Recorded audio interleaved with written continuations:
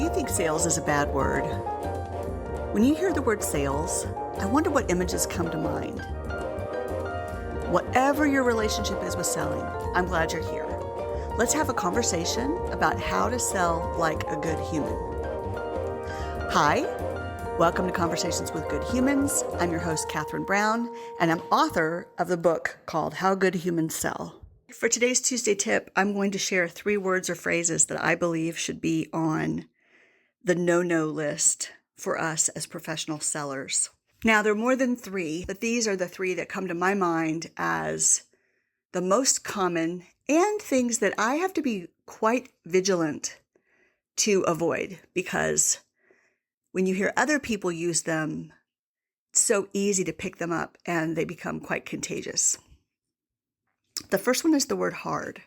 I like to take on challenging things, and sometimes I use the word hard. I'm reminded of a conversation I had with a percussion teacher. I was at a music festival studying to be a professional musician, and I was in a practice room with my private lesson teacher, Eric, and we were working on a marimba concerto. I was trying out for a concerto competition at a music festival.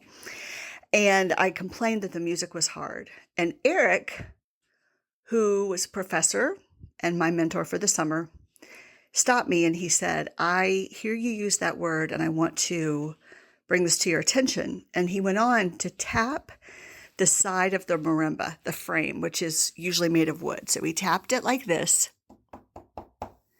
And he said, "That's hard.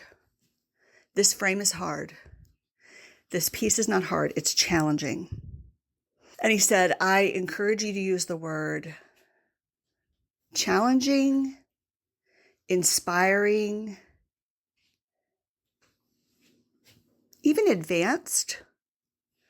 He said, "Hard sounds like impenetrable. And this piece is not impenetrable for you. If it were, I would not have assigned it to you to learn." So that was interesting. I kind of stored that away. At the time, chalked it up as a little bit of woo-woo. Eric literally was a hippie in the 60s. And so I was a little dismissive of him in my mind and thought, that's a little out there and he's making a big deal out of nothing. And I don't think that anymore. I think he was right on. And there's so many words that are more descriptive, more accurate, and not limiting, like the word hard is. Hard gets to complaining.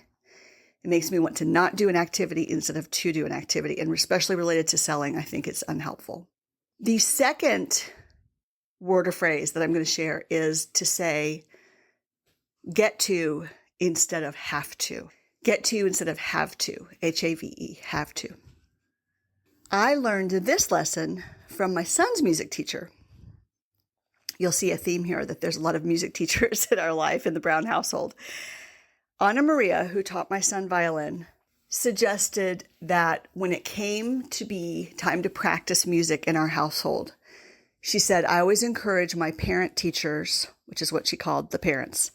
"I encourage my parent teachers to say, guess what? Now we get to practice instead of now we have to practice." This resonated with me immediately as a better expression, because learning music and taking lessons and having the money for that, it is a privilege in life. I prioritized reserving money for music lessons for my children as they were growing up, because that was a privilege that was afforded to me growing up. And I wanted them to think it was special. And so that was a very easy shift for me to make related to practicing. What does that mean for us as sellers? Whenever we think I have to do my revenue generating activities, or I have to call this person back, or my favorite is I have to write that contract or proposal. I don't like that last part of the sales process very much. It's not my favorite. And so I will often catch myself saying I have to. And the thing is that I take total responsibility for my life and I don't have to do anything. I choose to. In fact, related to selling, I get to. It's a privilege to give a person an opportunity to get better at selling by working with me.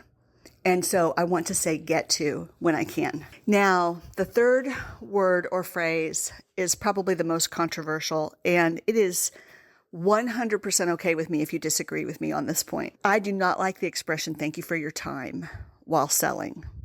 I am vigilant about avoiding this phrase. Now, some people will say, Catherine, that's silly. I'm showing appreciation for the person. And why in the world wouldn't I show appreciation for the fact that they met with me? And that's just it. It's that there's something for many people, and for me in particular, there's something in the phrase that sounds like I think they've done me a favor by meeting with me. And the fact is, if I have a tight value proposition and I've done a good job marketing to this person and I know I can help them and we're going to build a real relationship, then it's mutual. We have mutual power in this relationship and mutual respect. And I believe there are 50 different ways to express appreciation without suggesting that that person's time is more important than mine. So you'll have to search yourself, search your own heart, think inside, look, sort of dig deep, and think about what you mean when you say it.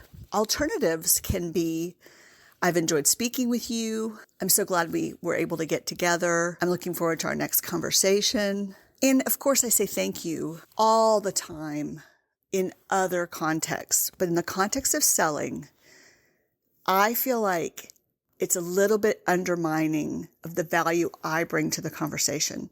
So I'm interested what you think. I'd love to hear from you. Email me at Catherine@extraboldsales.com. Tell me what you think.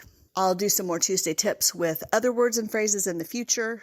If you've enjoyed this, please share this episode with a friend. And don't forget, when you actually take a moment to rate this podcast on your favorite platform, you increase the chances that others will hear it and benefit from it because it messes with the algorithms on all those platforms. So please do me the favor of sharing this, subscribing, and giving me a 5-star review if you've enjoyed it.